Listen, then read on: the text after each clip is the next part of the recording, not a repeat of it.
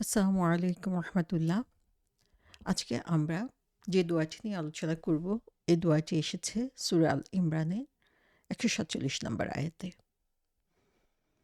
এই আয়াতটি মুমিনদের করা একটা স্পেশাল রিকোয়েস্ট আল্লাহ সুবহানাহু ওয়া তাআলার কাছে, যেখানে তারা দোয়া করেছে তাদের যে গুনাহ এবং অতিরঞ্জিত অবস্থা রয়েছে সেখান থেকে ক্ষমা প্রার্থনা করা, এবং আল্লাহর কাছে তারা দোয়া করছে যেন তাদেরকে আল্লাহ মজবুতি দান করেন তাদের ঈমানে এবং তাদের কাজে, এবং অবিশ্বাসীদের উপর তাদেরকে বিজয় দান করেন। এই আয়াতের মাধ্যমে ঈমানদারদের যে বিনয় সেটা যেমন প্রকাশ পেয়েছে, তার সাথে, সাথে আমরা দেখি যে তারা কিভাবে আল্লাহ সুবহানাহু ওয়া তাআলার সাহায্য কামনা করত আ বা অ্যাজ এ হোল, যে সবার পক্ষ থেকে আল্লাহ সুবহানাহু ওয়া তাআলার কাছে সাহায্য কামনা করা এবং ক্ষমা ভিক্ষা করা, যেখানে তাদের নিজস্ব কোনো অর্জন ছিল না। Even in Times of trial, যখন মানুষ কঠিন অবস্থার মধ্য দিয়ে যেত, সেই সময়েও ব্যক্তিগত প্রাপ্তির উপরে সমষ্টিগত প্রাপ্তিকে তারা কিভাবে প্রাধান্য দিত সেটা আমরা দেখতে পাই।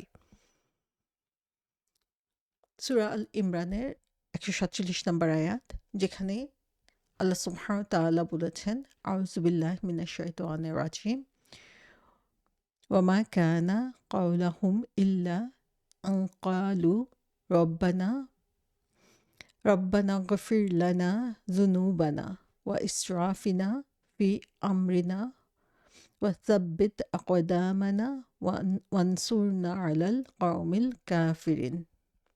তারা আর কিছুই বলেনি, শুধু বলেছে, হে আমাদের পালনকর্তা, মোচন করে দাও আমাদের পাপ এবং যা কিছু বাড়াবাড়ি হয়ে গিয়েছে আমাদের কাজে, আর আমাদেরকে দৃঢ় রাখো এবং কাফিরদের উপর আমাদেরকে সাহায্য করো। এই আয়াতটি নাজিল হয়েছিল উহুদের যুদ্ধের পরিপ্রেক্ষিতে, যে সময়ে আমরা দেখি আল্লাহ রাসূল সাল্লাল্লাহু আলাইহি সাল্লাম তার সাহাবাদেরকে নিয়ে যখন অবিশ্বাসীদের সাথে যুদ্ধে লিপ্ত ছিলেন, সেই সময় রাসূল সাল্লাল্লাহু আলাইহি ইসলামের নির্দেশ অমান্য করার কারণে তাদের যেই যুদ্ধে তারা প্রায় বিজয়ী হচ্ছিল, সেই যুদ্ধেই তাদের উপরে বিপর্যয় নেমে আসে, এবং সেই সময় অবস্থা এত খারাপ পর্যায়ে পৌঁছে যায় যখন সেখানে গুজব ছড়িয়ে পড়ে যে রাসূল সাল্লাল্লাহু আলাইহি ইসলামের মৃত্যু ঘটেছে, এবং তখন আম ঈমানদারদের মনে যে অস্থিরতা সৃষ্টি হয়েছিল এবং তারা যে কষ্টের মধ্য দিয়ে গিয়েছিল, সেই সময় তারা আল্লাহ সুবহানাহু ওয়া তাআলার কাছে এই কথাগুলো বলে দোয়া করেছিলেন। এর আগের আয়াতটি যদি আমরা দেখি, সূরা আল ইমরানের ১৪৬ নম্বর আয়াত, সেখানে বলা হয়েছে, আর বহু নবী ছিলেন যাদের সঙ্গী সাথীরা তাদের অনুবর্তী হয়ে জিহাদ করেছে। আল্লাহর পথে তাদের কিছু কষ্ট হয়েছে বটে, কিন্তু আল্লাহর রাহে তারা হেরেও যায়নি, ক্লান্তও হয়নি এবং দমেও যায়নি। আর যারা সবর করে আল্লাহ তাদেরকে ভালোবাসেন। এখানে আল্লাহ রাসূলের বা নবীদের যারা সঙ্গী ছিলেন তাদের প্রশংসা করে বলা হয়েছে যে তারা কত বিনয়ী ছিলেন, তারা সিম্পলিসিটিকে, তাদের সহজ সরল জীবনকে কত প্রাধান্য দিয়েছিলেন, এবং তাদের অন্তর কত পবিত্র ছিল। তারা কঠিন অবস্থাতেও শুধুমাত্র অভিযোগ বা অনুযোগের মধ্য দিয়ে যান নাই, বরং সেই সময়েও যখন তাদের আর কোনো উপায় ছিল না, সেই সময় আল্লাহর দিকে তারা মুখ ফিরিয়েছেন এবং আল্লাহর দিকেই তারা দোয়া করেছিলেন, এবং তারা ছিলেন সবরকারী, যারা হচ্ছেন ধৈর্য ধারণ করেছিলেন, এবং আল্লাহ তাদেরকে সে কারণে ভালোবাসেন। সো এখানে এই আয়াতের মধ্যে আমরা দেখি যে আল্লাহ আম তাদেরকেই ভালোবাসেন যারা হচ্ছে সবর করে, এবং এই যে সবর করা এবং দৃঢ়তার সাথে আল্লাহর পথে চলা, সেটা আল্লাহ সুবহানাহু ওয়া তাআলার কাছে অত্যন্ত পছন্দনীয়, এবং আল্লাহর পছন্দনীয় বান্দা হওয়ার জন্য অন্যতম একটি উপায়। এবং এই আয়াতের মাধ্যমে আল্লাহ সুবহানাহু ওয়া তাআলা আমাদেরকে স্মরণ করিয়ে দিচ্ছেন যে রেজিলিয়েন্স এবং স্টিডফাস্টনেস, কোনো কাজে দৃঢ় হয়ে লেগে থাকা, যদিও মনে হয় সাময়িকভাবে যে সেই কাজটা হয়তোবা তাদেরকে ক্ষতির মধ্যে নিমজ্জিত করছে, কিন্তু ঈমানের পথে আল্লাহর এবং রাসূল সাল্লাল্লাহু আলাইহি সাল্লামের পথে অবিচল নিষ্ঠার সাথে এগিয়ে চলাটাই হচ্ছে আল্লাহ সুবহানাহু ওয়া তাআলার কাছে কাম্য। এবং এখানে আমরা দেখি যে নবী রাসূলগণ এবং তাদের অনুসারীরা কিভাবে নিজেদেরকে ডেডিকেট করেছেন আল্লাহ সুবহানাহু ওয়া তাআলার সন্তুষ্টির জন্য। আ যখন তাদের উপরে কষ্ট চলে এসেছিল সেই সময়েও তারা সাহসিকতার সাথে এবং ধৈর্যের সাথে এগিয়ে গিয়েছিলেন। এবং আম এই বিপর্যয়গুলো বা কষ্টগুলো যখন তাদের উপরে এসেছে, তাদের ঈমান সেখানে দুর্বল হয়ে পড়েনি, বরং ঈমান আরো বেশি শক্তিশালী হয়েছে এবং তারা আল্লাহর পথে আরো অটলভাবে লেগেছিল, যাতে হচ্ছে আল্লাহর ভালোবাসা এবং সাহায্য পেতে পারে। সো এই এই সঙ্গী সাথীদের কথা বলার পরই আল্লাহ সুবহানাহু ওয়া তাআলা এখানে আ সেই মুমিনদের উদাহরণ দিয়েছেন যারা রাসূল সাল্লাল্লাহু আলাইহি ইসলামের অনুসারী ছিলেন, এবং সেখানে তারা যেই ৪ টা জিনিসের জন্য আল্লাহ সুবহানাহু ওয়া তাআলার কাছে দোয়া করেছেন, একটা হচ্ছে তাদের অতীত গুনাহসমূহ মাফ করে দেওয়া, তাদের যেই শর্ট কামিংস গুলো অথবা ভুল ত্রুটিগুলো রয়েছে সেগুলোকে আ সেগুলোকে ক্ষমা করে দেওয়া, এবং তাদেরকে থার্ড হচ্ছে তাদেরকে সুদৃঢ় অবস্থানে থাকার সামর্থ্য দান করা, এবং ৪ নাম্বার হচ্ছে শত্রুর উপরে তাদেরকে বিজয়ী করা। সো এখানে প্রথমত আমরা যেই জিনিসটা দেখি এই আয়াতের মধ্যে, সেই সাহাবা অথবা আল্লাহ রাসূল সাল্লাল্লাহু আলাইহি ওয়াসাল্লামের অনুসারী, তার কম্পেনিয়ন্স এবং সেই বিলিভার অর্থাৎ ঈমানদারগণ যে দোয়াটা করেছেন সেটা হচ্ছে আল্লাহর কাছে ক্ষমা চাওয়া। এখানে আমরা দেখি যে উহুদের যুদ্ধের ঘটনার পরিপ্রেক্ষিতে এই কথাগুলো এসেছে। সেখানে যদিও তারা একটা উম প্রায় বিজয়ের মুখ থেকে সরে এসেছিল, সেই সময় তাদের যে ডেডিকেশন ছিল সেটার জন্য তারা অহংকারী হয় নাই। যে একটা ভালো কাজ করার পরে বা তারা যে স্যাক্রিফাইস আল্লাহ সুবহানাহু ওয়া তাআলার জন্য করেছে সেটার জন্য তারা অহংকারী হয় নাই। এটা কোনো ব্যাপারই না যে কত বেশি বা কত বড় বিজয় তারা অর্জন করেছে। সেই সময় তাদের কাছে বড় লক্ষ্য যেটা ছিল সেটা হচ্ছে আল্লাহ সুবহানাহু ওয়া তাআলা তাদের উপর সন্তুষ্ট রয়েছেন কিনা। সো এই পরিস্থিতিতে আমরা দেখি যে তারা আল্লাহর কাছে ক্ষমা ভিক্ষা করেছেন, এবং যেকোনো কন্ডিশন হোক, এটা বিজয়ের অবস্থান হোক অথবা পরাজয়ের অবস্থান হোক, আমার জীবনের সবচেয়ে ভালো সময় হোক অথবা সবচেয়ে খারাপ সময় হোক, প্রতিটা মুহূর্তেই একজন মুমিনের কাজ যেটা সেটা হচ্ছে আল্লাহর কাছে ক্ষমা ভিক্ষা করা। এবং এই ক্ষমা ভিক্ষা এখানে করা হচ্ছে তাদের যে গুনাহ এবং তারা যে অতিরঞ্জিত করেছে সেই জিনিসগুলো থেকে, এবং সেখানে তারা তাদের যে আ ও ক্ষুদ্রতা রয়েছে, তাদের যে ভুল ত্রুটি রয়েছে সেগুলোকেও তারা স্বীকার করে নিয়েছেন। সেটা হতে পারে তাদের যে ইবাদত সেটাতে অথবা হতে পারে তাদের দুনিয়াবি যেকোনো কাজের মধ্যে। যখন আমরা কোনো ভালো কাজ করি তখন স্বাভাবিকভাবেই আমাদের মধ্যে ভালো অনুভূতির সৃষ্টি হয়। কিন্তু আমরা অধিকাংশ সময়ই ভুলে যাই যে যেই ভালো কাজটা আমি করেছি সেই ভালো কাজটা করার ক্ষমতাও আল্লাহ সুবহানাহু ওয়া তাআলা আমাদেরকে দিয়েছেন, এবং অনেক সময় আমরা সঠিকভাবে সেই কাজটা করার পরেও সেখানে ভুল ত্রুটি হয়ে যেতে পারে। সেখানে আমার সিনসিয়ারিটির অভাব ঘটে যেতে পারে, অথবা আল্লাহ সুবহানাহু ওয়া তাআলার আ যেই ভাবে নির্দেশ দিয়েছেন সেখান থেকে কিছুটা আম উম দুর্বলতার সৃষ্টি হতে পারে।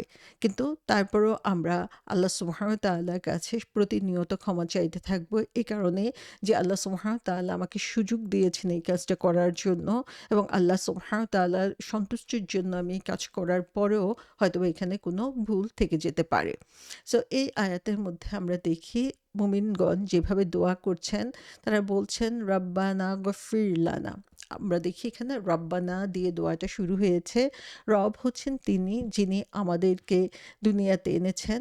আমাদের দুনিয়াতে চলার জন্য যা কিছু প্রয়োজন, সমস্ত প্রয়োজনীয় উপকরণ তিনি দান করেন।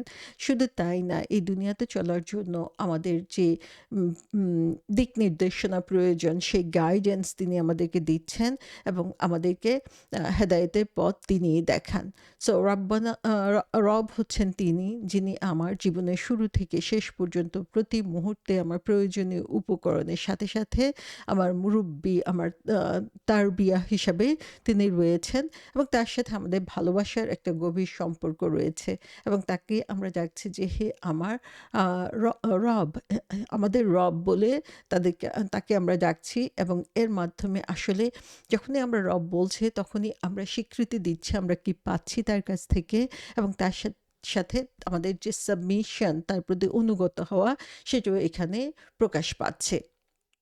সো এখানে আমরা দেখি সাহাবারা যেই শব্দগুলো উল্লেখ করেছেন, সেগুলোর উপরে আসলে আমাদেরকে গভীরভাবে মনোযোগ দেওয়া দরকার যে তারা কিভাবে আল্লাহ সুবহানাহু ওয়া তাআলার কাছে চেয়েছে। সেখানে তারা বলে নাই যে ইয়া আল্লাহ, তারা বরং বলেছেন হে আমাদের রব। এবং এই যে রিলেশনশিপ, আল্লাহর সাথে আমাদের রিলেশনশিপটা হচ্ছে একজন আব্দ এবং একজন মালিকের, একজন সার্ভেন্ট এবং একজন আম লর্ডের, যে রবের মাধ্যমে বুঝানো হয়ে থাকে। এবং এই সম্পর্কটা যখন আমরা বুঝি, তখনই আমাদের এই চিন্তাটাও মাথায় চলে আসে যে, যিনি আমার রব, যার কাছ থেকে আমি প্রতি মুহূর্তে সমস্ত কিছু পাচ্ছি, তার প্রতি আমি কিভাবে অকৃতজ্ঞ হব? সো আল্লাহ সুবহানাহু ওয়া তাআলার যে ইবাদত আমরা করছি, সেটা আসলে আমাদের কৃতজ্ঞতার প্রকাশ এবং এটা আমাদের দায়িত্ব। এটা আমরা আল্লাহ সুবহানাহু ওয়া তাআলাকে সন্তুষ্ট করার জন্যই শুধু করছি না, বরং আমাদের উপরে যে দায়িত্ব রয়েছে, সেই দায়িত্বকে সম্পূর্ণ করার জন্যই আমরা এই ইবাদতটুকু করছি। সো আল্লাহ সুবহানাহু ওয়া তাআলা হচ্ছেন রব, আমাদের রব, যিনি হচ্ছেন আমার জন্য যা কিছু প্রয়োজন সমস্ত কিছু, সমস্ত অ্যাফেয়ার্স এর টেক কেয়ার করে থাকেন। কা গতকাল তিনি যেমন করেছেন, আজকেও তিনি করছেন এবং আগামীকাল বা ভবিষ্যতেও তিনি করবেন। সো প্রতি মুহূর্তে আমাদের তার সাহায্য দরকার এবং তার প্রতি কৃতজ্ঞতা প্রকাশটাও হচ্ছে প্রতিনিয়ত হতে হয়। এবং তারপরে এখানে আসছে ইগফির। ইগফির মানে হচ্ছে ক্ষমা করা। সো এখানে আল্লাহ সুবহানাহু ওয়া তাআলার কাছ থেকে তার যে রহমত, সেটা আমরা আশা করছি। সো তারা বলছে যে মুমিনগণ বলছেন যে রাব্বানা গফির লানা যুনুবানা, যে জনব শব্দটির অর্থ হচ্ছে গুনাহ অথবা যেটা লিটারাল অর্থ হচ্ছে লেজ। সো একটা প্রাণীর যেমন লেজ তার সাথে সাথে সবসময় আম অ্যাটাচ হয়ে থাকে, সে যেখানে যায় লেজটাও তার সাথে সাথে চলে যায়।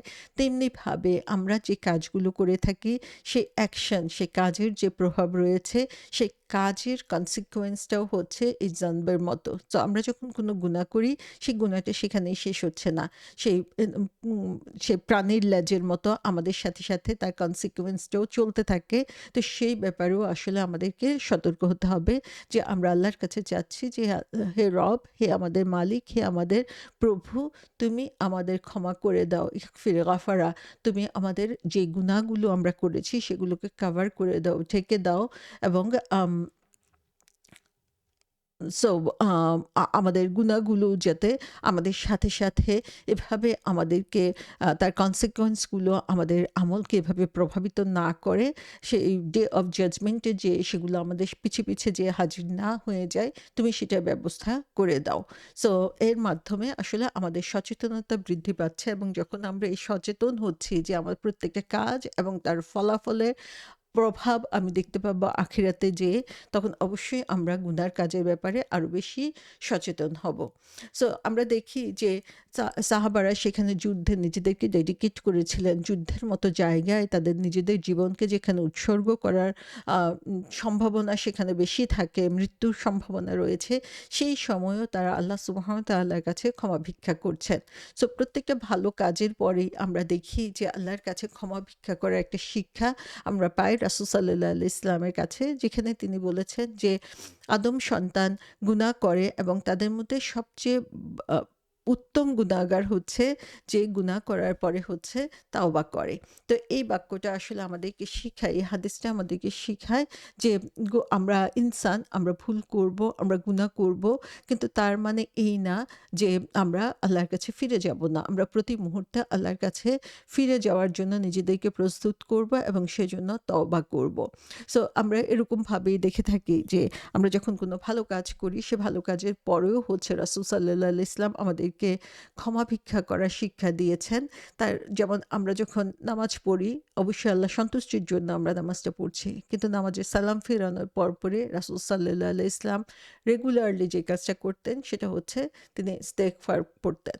সো যেকোনো ভালো কাজের পরে এই যে ইস্তেগফার পড়ার শিক্ষা সেটা আমাদেরকে শিখায় যে আমরা ১ নাম্বার হচ্ছে to remove imperfection, যে আমাদের মধ্য থেকে যত ভুল ত্রুটি অথবা আমাদের মধ্যে আ আমাদের ইচ্ছা থাকা সত্ত্বেও যে ভুলগুলো হয়ে যায় সেগুলোকে দূর করার জন্য আল্লাহর কাছে আমরা ক্ষমা ভিক্ষা করি। সো ভালো কাজও অনেক সময় imperfectly করা হয়ে থাকে।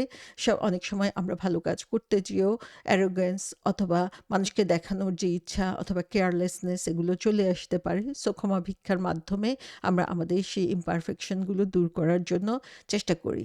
2nd যেটা সেটা হচ্ছে যে আমাদের গুনাহগুলোকে erase করার জন্য আল্লাহর কাছে আমরা চাই। সো যখনই আমরা কোনো ভালো কাজ করি সেই ভালো কাজগুলো কি করে মাইনর সিন অথবা সগীরা গুনাহকে ওয়াইপ আউট করে দেয়, দূর করে দেয়। এবং আম যখন আমরা রিপেন্টস করি, তাওবা করি, আল্লাহর কাছে ক্ষমা ভিক্ষা করে সঠিক পথে আবার ফিরে আসি, তখন সেটা হচ্ছে একটা ক্লিয়ার বোর্ডের মতো কাজ করে যে সেখানে গুনাহ ছিল, সেই গুনাহগুলোকে মুছে দেওয়া হলো এবং আল্লাহ সুবহানাহু ওয়া তাআলার নৈকট্য অর্জন করতে সাহায্য করে। এবং 3rd হচ্ছে আল্লাহ সুবহানাহু ওয়া তাআলা আমাদেরকে পছন্দ করেন যখন আমরা ক্ষমা প্রার্থনা করি তার কাছে। আল্লাহ জানেন যে মানুষ হিসেবে আমরা ভুল করব। কিন্তু যখন আমরা আমাদের ভুলটাকে স্বীকার করে নিয়ে তার কাছে ক্ষমা ভিক্ষা করি, আল্লাহ তখন তাকে আরো বেশি ভালোবাসেন। তাই প্রতিটা ভালো কাজের পরেও অন্যায় করা বা গুনাহ করার পরে তো আমরা ক্ষমা ভিক্ষা করবই। প্রতিটা ভালো কাজের পরেও আমরা যখন আল্লাহর কাছে ক্ষমা ভিক্ষা করি সেটা একজন মানুষের বিনয়ের প্রকাশ পায় এবং আল্লাহ সুবহানাহু ওয়া তাআলার নৈকট্য লাভে তাকে সহযোগিতা করে।